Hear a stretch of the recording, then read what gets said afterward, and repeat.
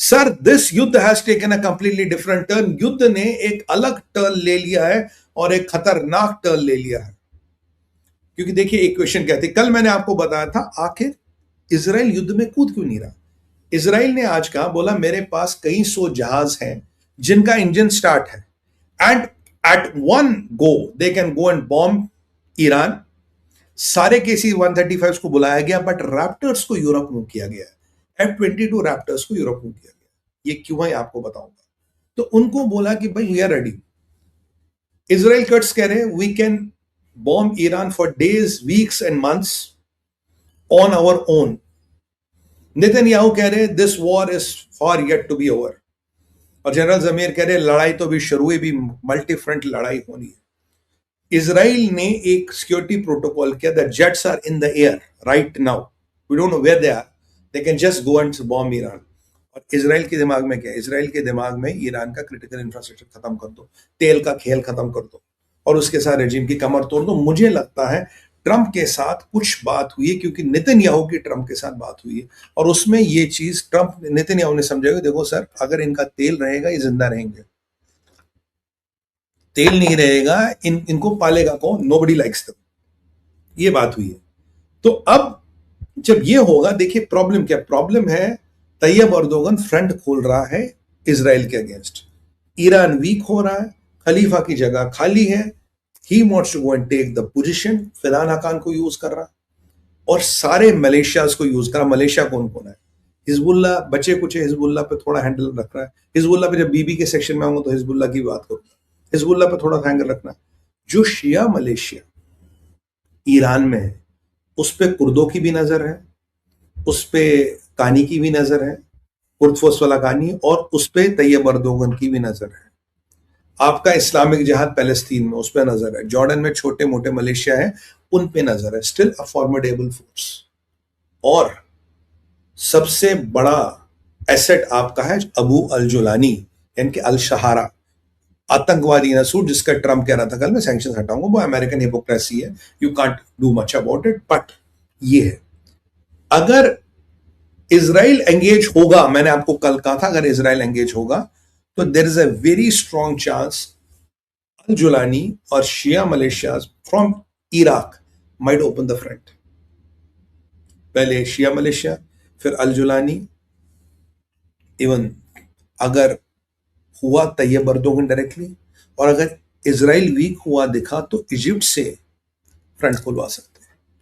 Egypt से front खोलना आसान नहीं है, but Muslim Brotherhood is pretty strong in Egypt, और वो वापस आ रहा है।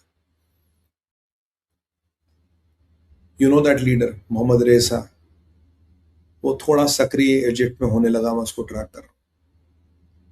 और मोहम्मद रेसा, Mohammad Musavi, they are again getting active in Egypt. So Fatah al-Sisi may not have a good time. Egypt ने एक ऑक्टेगन टाइप बनाया है सिक्योरिटी व्यवस्था वगैरह, बट दैट्स डिफरेंट इशू। तो इजराइल को has to divide and conquer. Israel की अभी पूरी क्षमता लगी है लेबनान में। लेबनान में हिजबुल्लाह की ठुकाई हो रही है। हिजबुल्लाह का जो कमांड, जो अम्यूनिशन डंप था ना, मैंने आपको बोला था अंडरग्राउंड अम्यूनिशन डंप है जहां ईरान के दिए बैलिस्टिक मिसाइल्स है। तो आज दो बड़े टनल नेटवर्क, अगेन 200 मीटर लंबे टनल नेटवर्क, क्या है, that drone missile assembling factories 20 metre नीचे। और जो सबसे बड़ा एम्यूनिशन डंप था जहां ईरान के दिए हुए बैलिस्टिक मिसाइल से सर, वो एम्यूनिशन डंप आज गया। That ammunition dump has been taken out. So 2 tunnel network sir ammunition dump. Naim Qassem छटपटा रहा है, हिजबुल्लाह के इतने फाइटर मारे जा रहे, इतने फाइटर मारे जा रहे, काफियों को तो कबर की जरूरत ही नहीं पड़ती, वही काम हो जाता है। तो Hezbollah is really weak, but Hezbollah is still potent force. Hezbollah का 90% आर्सेनल गया, आज उनके बैलिस्टिक मिसाइल्स भी गए, और general Zamir did a fantastic job in getting that raid from Hezbollah. ये उन्होंने कर लिया। अब Israel is concentrating on Hezbollah, उन्होंने ये चीज खत्म कर दी। ये ईरानियों को समझ आ गया, और यहां से कुछ मुस्लिम ब्रदरहुड का कुछ ऐसी व्यवस्था बन रही है, कुछ ऐसा समीकरण बन रहा है कि भाई जुलानी, इराक में से मलेशिया, इस्लामिक जिहाद, हमास की भी कमर टूटी पड़ी, इतनी ताकत नहीं है। Can we get together and अगर इसराइल का फ्रंट खुले ईरान के साथ, यू ओपन मल्टीपल फ्रंट्स। अगर उसमें अर्दोगन कूदता है, जुलानी कूदता है या इजिप्ट कूदता है, तो इसराइल के लिए मुश्किल होगी। जो इसराइल ने बोला, दो we are ready to front multi we are ready to have a multi front war, हम लड़ने के लिए तैयार है, हमने पूरी व्यवस्थाएं कर ली। And I trust they would have done it, but is it so easy? क्या ये इतना आसान है? मेरे हिसाब से इतना आसान नहीं है। इसीलिए अमेरिका इसराइल को कह रहा आप मत लड़ो, इसराइल भी डायरेक्ट अटैक नहीं करा, but they can do it, if push comes to shove they can do it.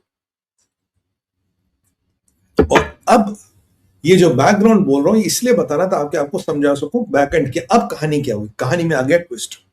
Twist ऐसे आ गया कि अब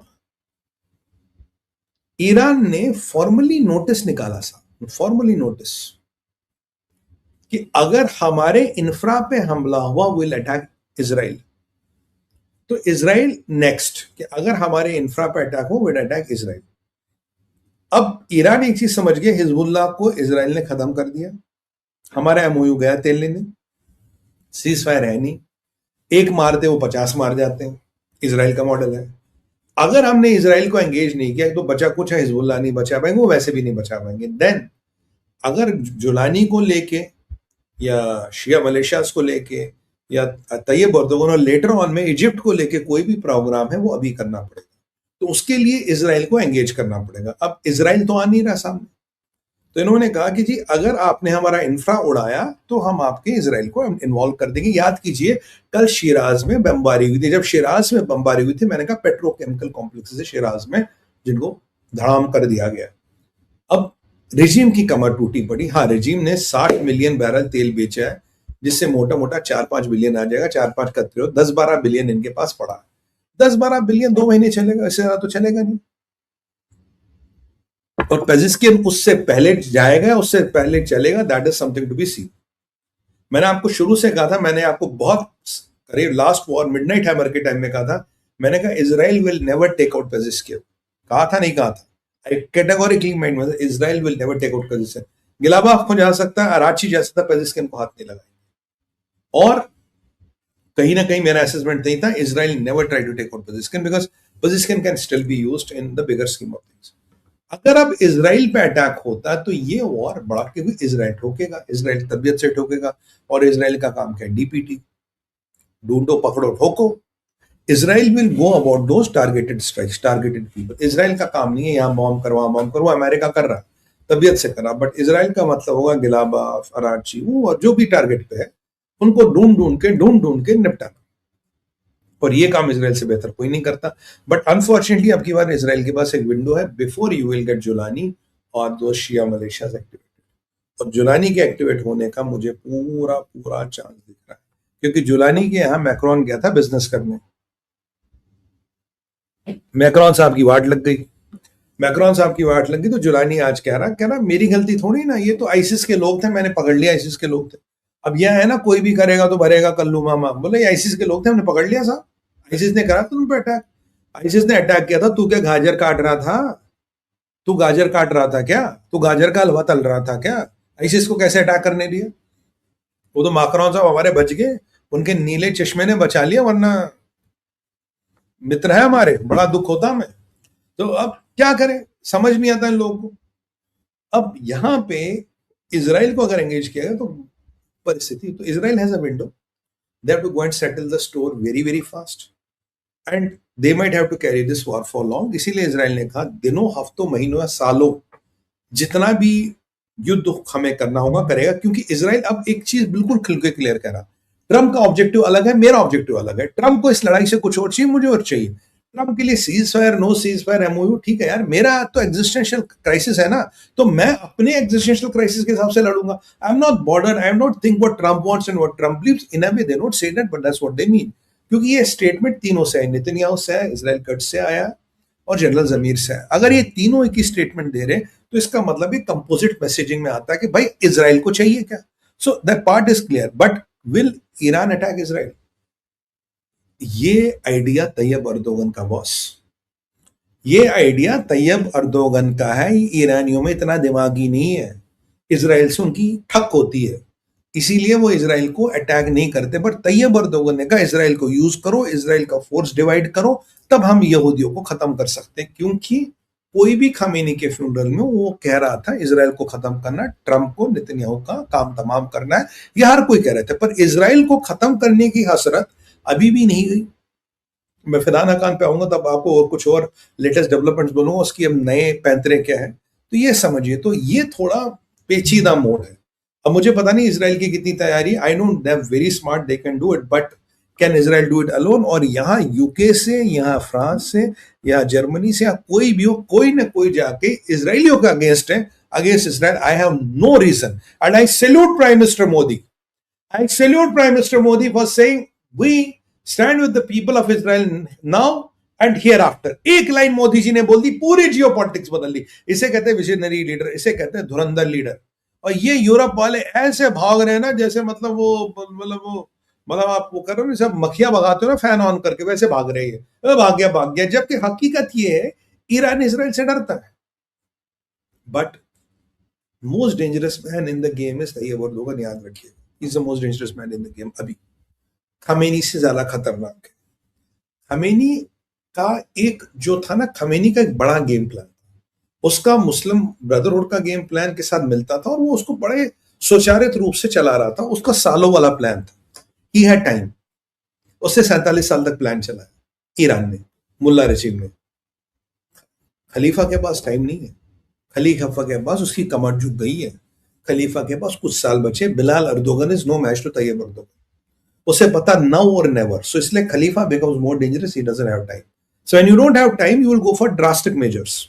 any goddamn drastic measure will try, and that is where the problem is. अगर आप drastic measures पे जाओगे तो वहां कैटास्ट्रोफी बहुत बड़ी हो सकती है। So Israel, I think I will request Mr. Benjamin Netanyahu, General Zamir, and Israel Kurtz, and Ben Zavir, and all, you have to really watch out how you want to divide your resources. You don't have a lot of time. If you get a window, go and take the hit. Go and hit and do whatever maximum can you do in the shortest possible time. आपको America के हिसाब से graded attack नहीं करना, आपको Israel के हिसाब से आप काम करना है. Israel has to work the Israeli way, not what Americans like and what they fancy to work at. That उसकी टाइम और लिबर्टी है ही नहीं. We know we live in a ruthless Middle East जहां survival is everything. American live 10,000 miles away, उन्हें कोई फर्क नहीं पड़ता. और अमेरिकन ने कहा जो ईरानियों ने अटैक किया हमारी बेस पे कोई खास हमला कुछ हुआ नहीं, कुछ पेड़ भी नहीं गिरा यार. क्या 2-2 मिसाइल चलाए, 8-8 ड्रोन चलाए. हाँ, यहाँ जॉर्डन पे 8-10 मिसाइल चलाए, कुछ नहीं हुआ. मतलब की बम में इनके पास असला खत्म हो गया. वो जो मैं आपको कह रहा था, असला नहीं इनके पास भाई, असला इनके पास खत्म हो गया, असले पे जीरो हो रहे हैं, which is very good. But I am worried about Israel, क्योंकि खलीफा के पास टाइम नहीं है. खलीफा doesn't have time. Mr. Netanyahu, if you are listening to me, Khalifa doesn't have time. He will act crazy. अब देख लेना जी, आपको नोट करके दे रहा हूं, खलीफा will act crazy. इसके पास टाइम नहीं. अब जरा मेरी टीम पोस्टर लगाइए ट्रम्प का. मैंने आपको भेजा था सीज फायर ओवर. सबसे बेहतरीन लाजवाब पोस्टर जो ट्रम्प सामने लगाया वो था सीज फायर ओवर. अब क्या हो गया, कतर और आपका पाकिस्तान ये फिर जा रहे हैं. कतरियों के भी जहाज की 13वीं नहीं हुई जो टोका था, ये फिर जा रहे हैं. सर मुलाकात कर लो, सर मुलाकात करो. मुल्ला मुनीर फिर करा. क्यों? अराची ने फोन किया. अराची ने फोन किसको किया? पाकिस्तान को, तुर्किया को, और इजिप्ट को, और ओमान को. उसने कतर को फोन नहीं किया. पहले ट्रम्प का पोस्ट देख लीजिए. देखिए जी, पहले ये पोस्ट समझना जरूरी है. इसके पीछे की कहानी मैं आपको समझाऊंगा. The Islamic Republic of Iran has asked us to continue talks. We have agreed to do so, but the United States has stated to them in no uncertain terms, the ceasefire is over. Thank you for your attention.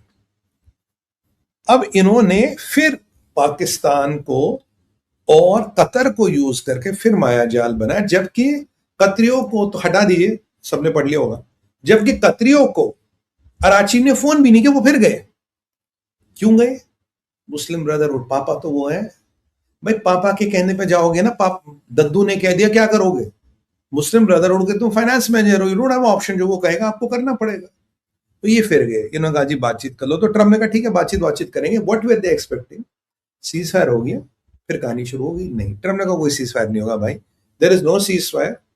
अब Trump आ गए Israel के model पे. एक मारोगे 10 मारूंगा, एक मारोगे 100 मारूंगा. तो मतलब रोज ठुकाई होगी. No holds bar war. Trump is smart this way, which I like. क्योंकि मेरे को रोज लड़ाई नहीं करनी यार, मेरे को इसराइल की तरह परपेचुअल लड़ाई करनी है रोज। आज इसको मारा, यहाँ मारा, कर का ऐलान ठोक दिया, शिर का ऐलान ठोक दिया। आज इनके बमबारी तो है, पर ईरान कह रहा, कहीं कह रहा गैस फट गया, कहीं कह रहा इंडस्ट्रियल एक्सीडेंट हो गया, कहीं कह रहा कुछ हो गया। जैसे पहले ईरान में कहते तुम्हारे मिलिट्री कैंप में, कह रहा वो वेल्डिंग एक्सीडेंट हो गया, एक दिन कह रहे शॉर्ट सर्किट हो गया। मैंने कहा ढंग के इलेक्ट्रिशियन ही पाल लो यार, उनको भी मदरसा में पढ़ाते हो कि बिजली के कनेक्शन ऐसे जोड़ते कि शॉर्ट सर्किट हो जाता। वेल्डर भी क्या अनपढ़ है क्या?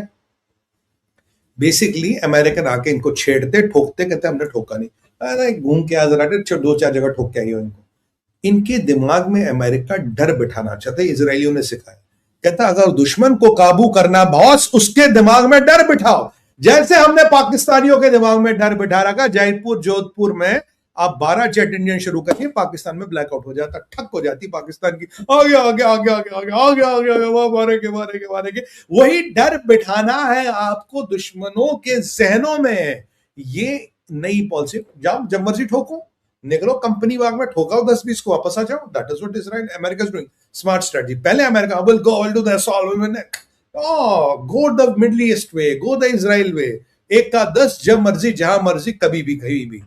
ये ईरान को भारी पड़ेगा अगर इस पे ब्लॉकेड लगा दिया, ठक हो जाएगी रिजीम की। ये इनको भारी है। इसलिए Trump, I appreciate this move, मैं ट्रंप को कभी अप्रिशिएट नहीं करता, ये वाला मूव अच्छा है, but we categorically told them there is no ceasefire. इन्होंने सोचा, इस्लामी बिरादरों ने, फिलहाल सीजफायर करा देते हैं, बाद में देखा जाएगा। काफिर ही तो बेवकूफ बनाना है। क्योंकि फिदान अकान का एक स्टेटमेंट आया, कह रहा भाई ये जो स्ट्रेट ऑफ हॉर्मोस में हुआ, ये कोई मसला थोड़ी ना था, तो छोटा सा कंफ्यूजन था। वाह फिदान मियां वाह, कंफ्यूजन था। 5 शिप डुबा दिए, कुवैत बहरीन पे अटैक किया, जॉर्डन पे अटैक किया, अमेरिका के बेसिस पे अटैक किया, फिर फ्लीट पे अटैक किया, और कह रहे कंफ्यूजन था। इट हैपेंड बाय फ्लूक, हम तो बस ऐसे ही टहलने गए थे, बस हमने मिसाइलें चला दी। आपके गिलाबाफ के स्टेटमेंट, आपके मुल्ले मौलाना के स्टेटमेंट, आपके विदेश मंत्रालय के स्टेटमेंट, आपके हर ईरान के अधिकारी का स्टेटमेंट, वो बड़े बड़े बैनर, वो मजाक था। दुनिया पागल है या फिर मैं दीवाना, मुझे तो आप दीवाने लगते हो। और आप ये जो एजेंडा चला रहे हो ना, इस्लामिक एजेंडा, सबको समझ आता हो आप क्या कर रहे हो। Nobody is stupid here not to understand what you are doing, और geopolitics is not so complex. तो ये इन्होंने ये वाला अब नया पैंतरा चल दिया। तो ट्रम्प ने कहते भाई सीजफायर ओवर है, यानी कि I have right to do whatever I want to do and whenever I want to do.